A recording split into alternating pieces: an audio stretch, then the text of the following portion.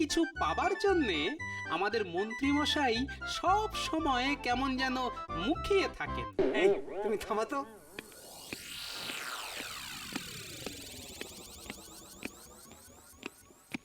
মহারাজের জয় হোক। তা কোথা থেকে আসছো তুমি? আগে আমার আসল নিবাস গোয়ালিয়র, তবে বাণিজ্য করতে তুরস্কে গিয়েছিলাম।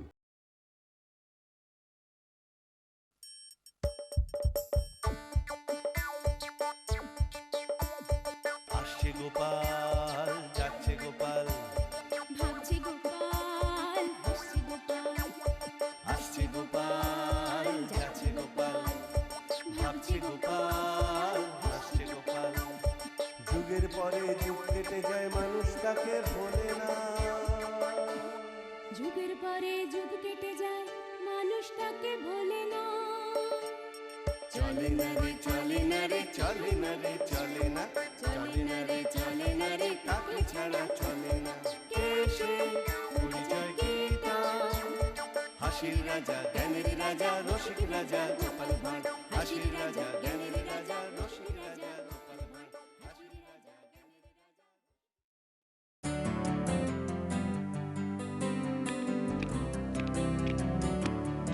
মহারাজ, ভিনদেশী এক বণিক আপনার সঙ্গে দেখা করতে এসেছেন। ভিনদেশী বণিক? ঠিক আছে, তাকে নিয়ে এসো। যথা আজ্ঞা। বুঝলেন মহারাজ, ভিনদেশী বণিক যখন তখন নিশ্চয়ই সাথে করে ভালো ভালো জিনিস নিয়ে এসেছে। মন্ত্রী, তোমার স্বভাব না কিছুতেই পাল্টালো না। সব সময় কেমন একটা ছোক ছোকানি ভাব। আসলে মহারাজ, বিনা পয়সায় কিছু পাবার জন্যে আমাদের মন্ত্রীমশাই সব সময় কেমন যেন মুখিয়ে থাকেন। এই তুমি থামাতো।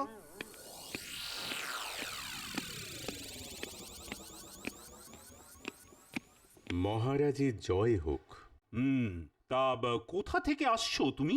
আগে আমার আসল নিবাস গোয়ালিয়র, তবে বাণিজ্য করতে তুরস্কে গিয়েছিলাম। এ বেশ বড় সড়ো বণিক বলেই মনে হচ্ছে। তা আমার কাছে আসার কারণ? আগে মহারাজ, পথের মধ্যে ডাকাতরা আমার প্রায় সর্বস্ব লুট করে নিয়ে চলে গেছে। আহারে, বণিকদের এই এক বড় জ্বালা। রাস্তাঘাটে যখন তখন ডাকাতের উপদ্রব। আমি কটা দিনের জন্যে আপনার রাজ্যে একটু আশ্রয় চাই মহারাজ। আশ্রয়? ঠিক আছে, তা না হয় পাবে। গোপাল, বণিককে আমার অতিথিশালায় নিয়ে যাও।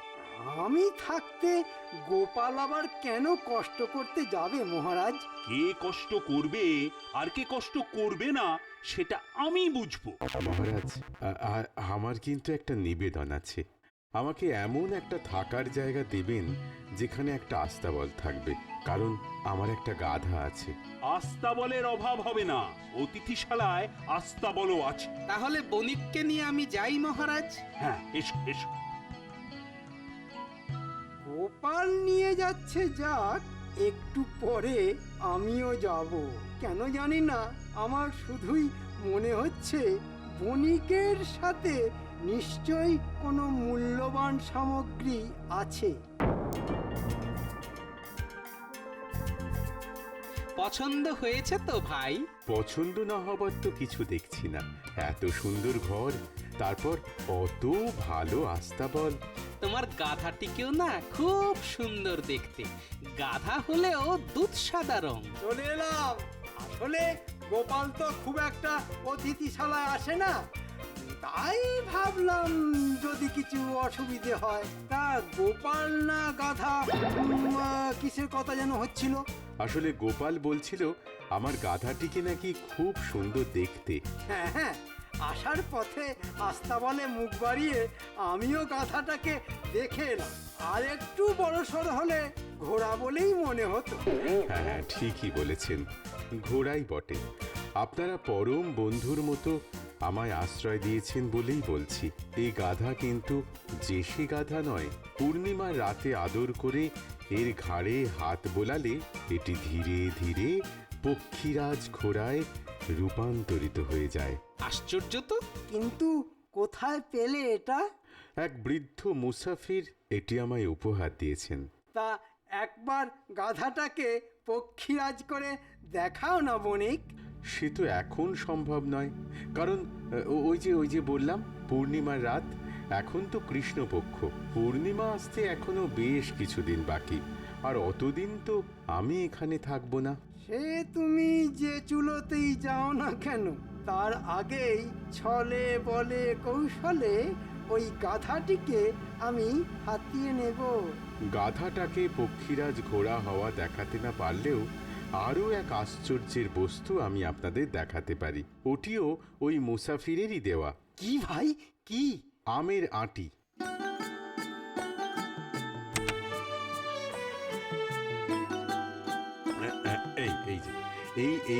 এই আঁটিটি মাটিতে পুঁতে দিলেই এর থেকে গাছ বেরোবে। দেখতে দেখতে সেই গাছে আমও ফলবে। আসুন আসুন আমার সঙ্গে।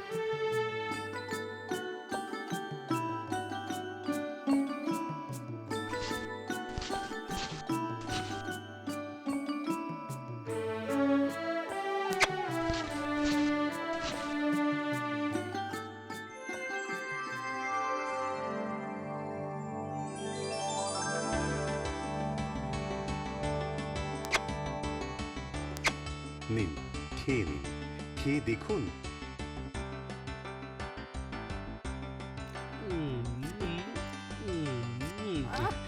বাহ, অপূর্ব। আহ, যেমন মিষ্টি তেমনি গন্ধ। আহা! আম তো খাচ্ছি, তা যে গাছটি আমাদের এমন সুন্দর আম দিল, সেই গাছটির এখন কি হবে? দেখুন না কি হয়।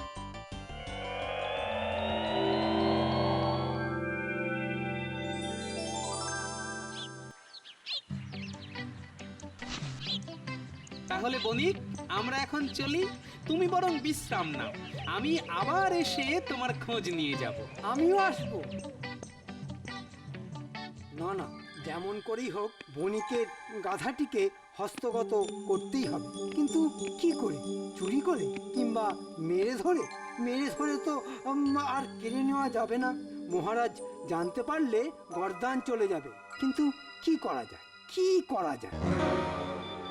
বণিকের গাধার কথা শুনে আর আমের আঁটি দেখে মন্ত্রীমশাইয়ের চোখগুলো যা চকচক করছিল না, কি জানি বাবা, যা লোভীও, কে জানে কখন আবার কি করে বসে। হ্যাঁ, মাথায় এসে গেছে। ওই আমের আঁটি দিয়েই আমার কাজ হাসিল করতে হবে। কিন্তু কখন হাতাবো এই আমের আঁটি? হ্যাঁ, রাতের বেলা বণিক ঘুমিয়ে পড়লে।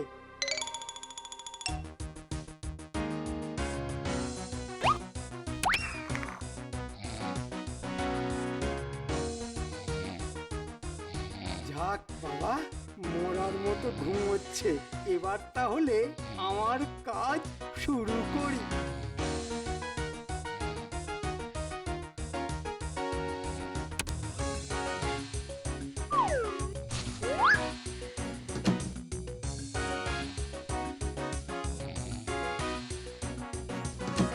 গাধাটাকে থুরি থুরি থুরি, ওই পক্ষীরাজ ঘোড়াটাকে একবার দেখে গেলে কেমন হয়?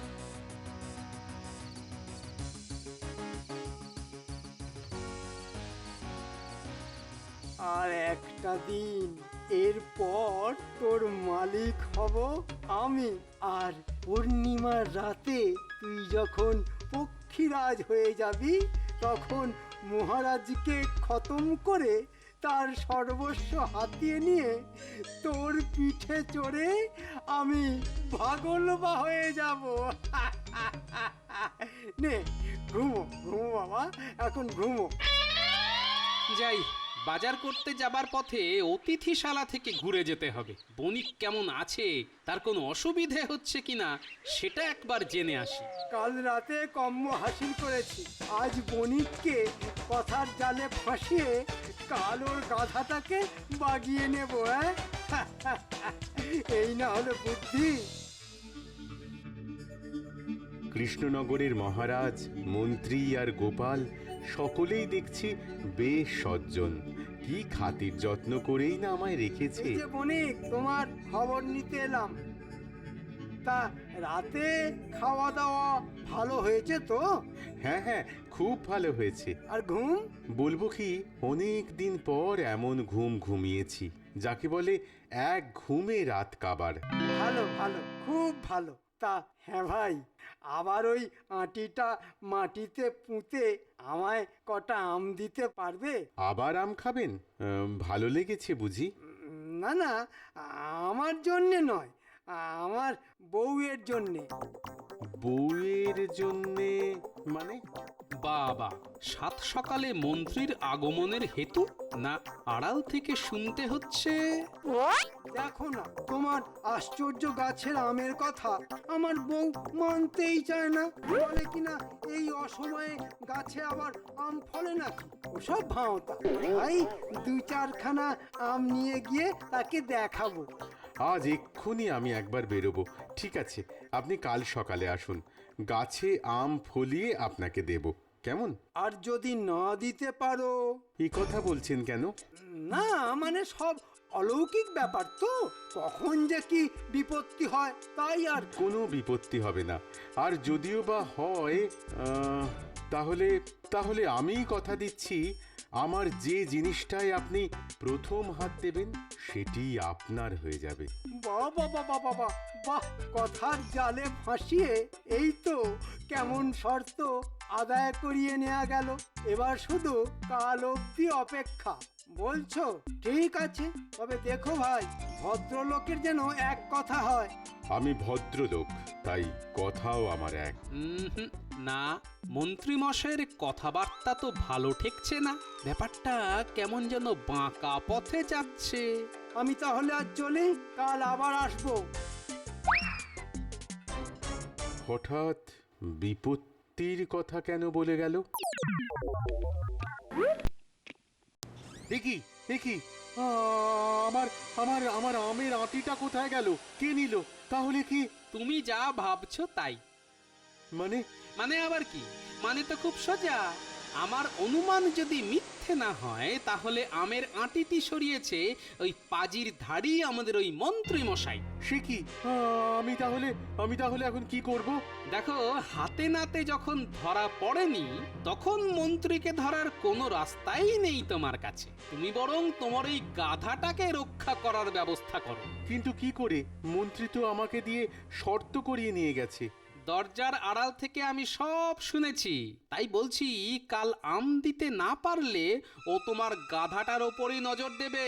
হায় হায় হায় হায় হায়, কি কুক্ষণে আমি এখানে এসেছিলাম! হায় হায় হায়, মুসাফিরের দেওয়া আমের আঁটি গেল, এবার গাধাটাও যে চলে যাবে দেখছি। কিচ্ছু যাবে না। এখন আমি যা বলছি মন দিয়ে শোনো। কি মতলবটা মাথায় গেল? তাই তো, কি বুদ্ধি তোমার, সত্যি। এটাকে বুদ্ধি বলে না, এটাকে বলে শঠে ষাট্ঠং সমাচরেত। সোজা বাংলায় শয়তানের সঙ্গে শয়তানি।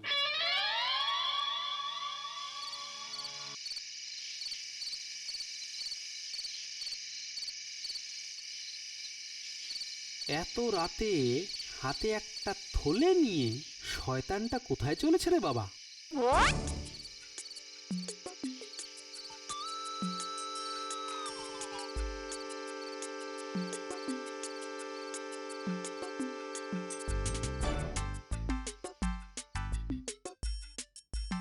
তাহলে কি কোষাগারে? হতে পারে। মহাপুরুষটির তো গুণের আর কোনো খামতি নেই। কাল রাতে বণিকের আমের আঁটি হাওয়া করে দিয়েছে, আজ হয়তো কোষাগারটাই হাপিস করে দেবে। যাকে যাক, ও যাক ওর কাজে, আর আমি যাই আমার কাজে। আজ রাত থেকেই কিছু কিছু করে টাকা সরিয়ে ফেলতে হবে। পূর্ণিমার আর 10 দিন বাকি। এই 10 দিনের মধ্যেই সব ফাঁক করে পক্ষীরাজে চড়ে কেটে পড়তে হবে। দেখি বেটা কৃষ্ণচন্দ্র তখন আমার কি করে।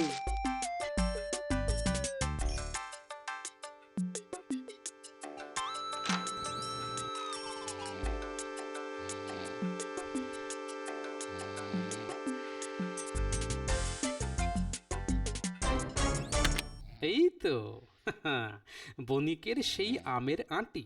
তাহলে আমার অনুমানই ঠিক, কাল রাতে মন্ত্রী বেটা এটাকে সটকে দিয়ে এখানে লুকিয়ে রেখেছিল। আয় বাবা আমের আঁটি, এবার গুটি সুটি আমার ফতুয়ার পকেটে ঢুকে যা।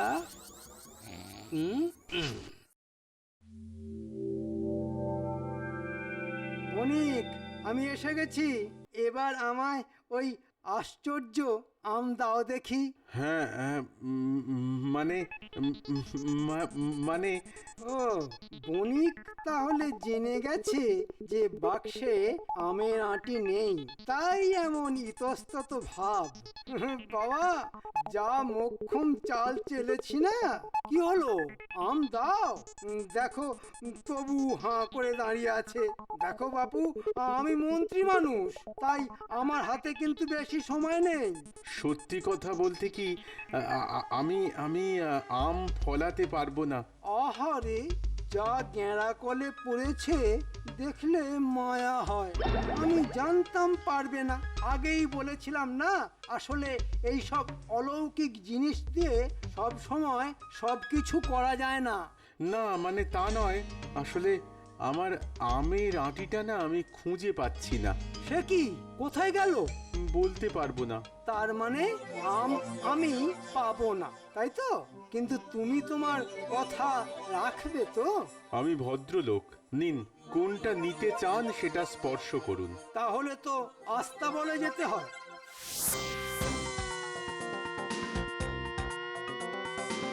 মন্ত্রীর সাথে একটু নাটক করি।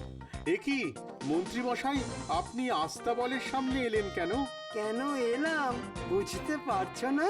তোমার ওই গাধাটি যে আমার চাই। নাটক আর একটু জমিয়ে দিতে হবে। অনুগ্রহ করে ওটি নেবেন না মন্ত্রী মশাই। এখানে এসে আমার আমের আঁটি হারালো, ওই গাধাটাই আমার শেষ সম্বল, তাই দয়া করে ওটাতে হাত দেবেন না। সব নাকে কান্না ছাড়াতা। তুমি না বলেছিলে ভদ্রলোকের এক কথা?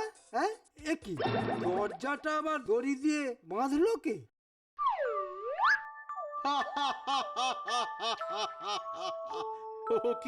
ও কি মন্ত্রী মশাই, গাধাকে স্পর্শ করার বদলে আপনি তো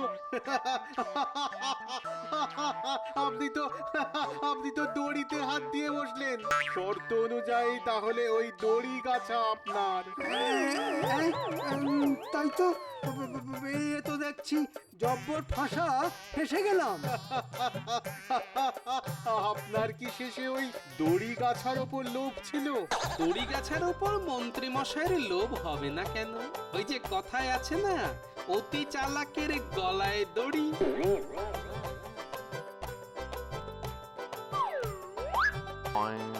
নিন মন্ত্রী মশাই, দড়ি নিন। গরুও বাঁধতে পারবেন, আবার মনের দুঃখে গলায় দিয়ে ঝুলে পড়তেও পারবেন। গোপাল, গোপাল, তোমায় আমি দেখে নেব। গোপাল, তোমায় দেখে নেব। এতদিন দেখেও আশ মেটেনি, আবার দেখতে চান? ইয়ার কি হচ্ছে না? ইয়ার কি? ঠিক আছে, জীবনের শেষের দিনটার জন্য তৈরি থেকো। আমি তো সব সময় সব কিছুর জন্য তৈরি মন্ত্রী মশাই। ঠিক আছে, ঠিক আছে, ঠিক আছে।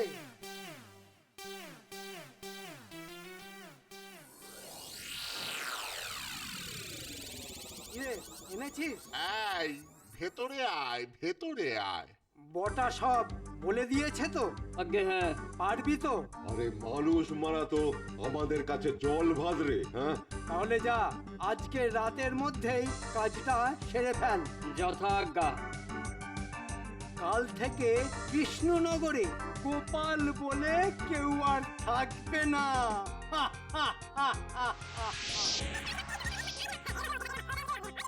তাহলে বুঝতে পারলি তো কি করতে হবে তোদের? বুঝতে পেরেছি। তুমি কোনো চিন্তা করো না গোপাল দাদু, আজ থেকে আমরা তোমার দেহরক্ষী। কেউ যদি তোমায় মারতে আসে না, তাহলে দেখিয়ে দেবো মজা। আমি যাই তাহলে। তুমি এগিয়ে যাও, আমরা পিছনে আছি। লক্ষ্মী সোনারা আমার।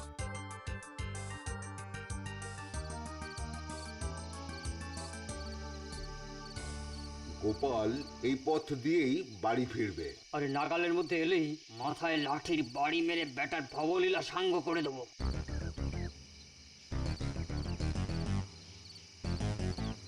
এই এই চুপ চুপ, কেউ যেন আসছে।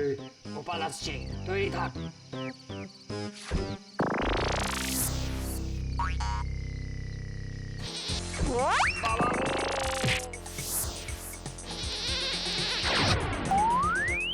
ওরে বাপ, চোখের মধ্যে বুঝি ফেটে গেল রে। আচ্ছা শোনো, আমাদের গোপাল দাদুকে মারতে আসা। পেটা পেটা আচ্ছা করে দুরমুশ করে দে, আমি ততক্ষণ বদমাশগুলোকে বেঁধে ফেলি।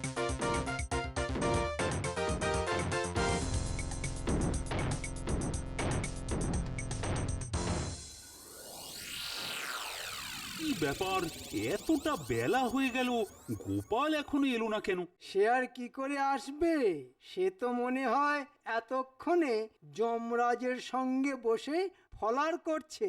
তাড়িয়ে দিন মহারাজ, তাড়িয়ে দিন, ওটাকে তাড়িয়ে দিন। এত কামচোর লোককে বিদেয় করে দেওয়াই ভালো। গোপালকে তাড়িয়ে দেওয়াও যায় না, আবার বিদেয় করাও যায় না। দুষ্টের দমন আর শিষ্টের পালন করতে সে বারবার ফিরে আসে মন্ত্রী মশাই। গোপাল, তুমি? হ্যাঁ আমি।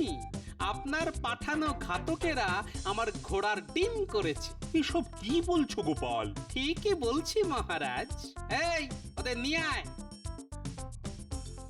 এই যে মহারাজ, আমাকে এই দুনিয়া থেকে সরিয়ে দিতে মন্ত্রী মশাই এদেরকেই পাঠিয়েছিলেন। মিথ্যে কথা, সব মিথ্যে, সব মিথ্যে। কিরে তোরা কিছু বল। সত্যি বলছি মহারাজ, গোপালকে খুন করে ফেলতেই মন্ত্রী মশাই আমাদের পাঠিয়েছিলেন। কিন্তু কেন?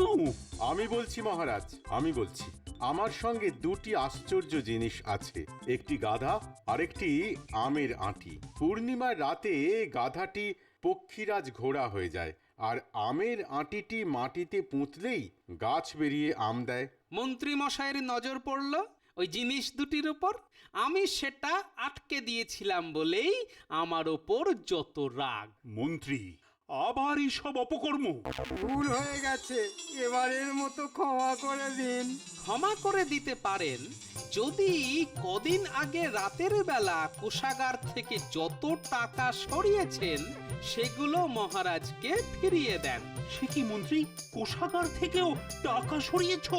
ওগুলো আমি ফিরিয়ে দেব মহারাজ। আর আমের আঁটি? ওটা ফিরিয়ে দিতে পারবো না, ওটাকে আমি খুঁজেই পাচ্ছি না। ওটা আছে আমার কাছে। আপনি ওটা করেছিলেন চুরি, আর আমি চুরির উপর বাটপাড়ি। কি মন্ত্রী মশাই, ঠিক বলছি তো? এই নাও ভাই তোমার আমের আঁটি। আমি আজ এই আঁটি থেকে আম ফলিয়ে সকলকে খাওয়াবো। তার আগে হবে মন্ত্রীর ব্যবস্থা। আমরা প্রাণ ভরে আম খাবো, আর সকলের সামনে মন্ত্রী দেবে 100 বার নাকে খত, আর খাবে 100 ঘা চাবুক। এটাই হবে ওর শাস্তি। মহারাজ, ব্যথা, যন্ত্রণা আর অপমানে আমি যে একেবারে মরে যাব মহারাজ, একেবারে মরে যাব। আসছে গোপাল, যাচ্ছে গোপাল, ভাবছে গোপাল, হাসছে গোপাল। যুগের পরে যুগ কেটে যায়, মানুষ তাকে ভোলে না। যুগের পরে যুগ কেটে যায়, মানুষ তাকে ভোলে না। চলে না রে, চলে না রে, চলে না রে, চলে না, চলে না রে, চলে না রে, কাকে ছাড়া চলে না। কে সে পরিচয় কি তার? হাসির রাজা, জ্ঞানের রাজা, রসিক রাজা গোপাল ভাঁড়।